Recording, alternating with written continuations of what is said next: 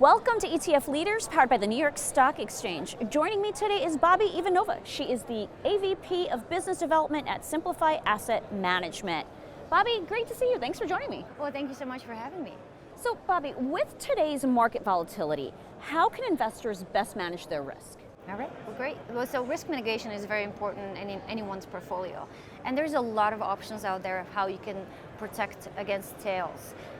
However, we look at risk mitigation by not selling the upside. So for us, when we create strategies, we look into providing that protection, but we don't sell the upside. And additionally, like when you look at some historical correlations, we don't rely on them for risk mitigation because they don't always hold. So basically what we do in our flagship fund, ticker is SPD, which is core equity exposure, and we do put options overlay. So what the strategy is looking to do is help you protect against major drawdowns, but then you're allowed to participate on the upside.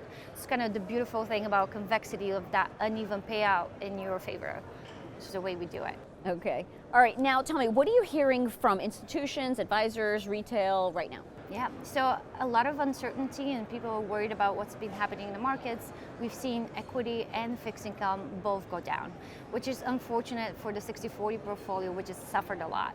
So what we get from clients are questions really, what are the alternatives? What can we do that actually works in today's market? So we have a Liquids Out, which is our managed CTA. The ticker is actually CTA. Which what it gives you is it's commodity and rates futures exposure, where we purposely emitted equities. So ultimately the strategy is absolute return and it's negatively correlated to equity, which is really nice addition to a portfolio in the current markets. All right, and finally, Bobbi, how should we be thinking about interest rates? Yes. So interest rates, we've heard the Fed. Their guidance has been very hawkish. They've raised rates. They're looking, at least that's what they told us, that they're going to continue to do so.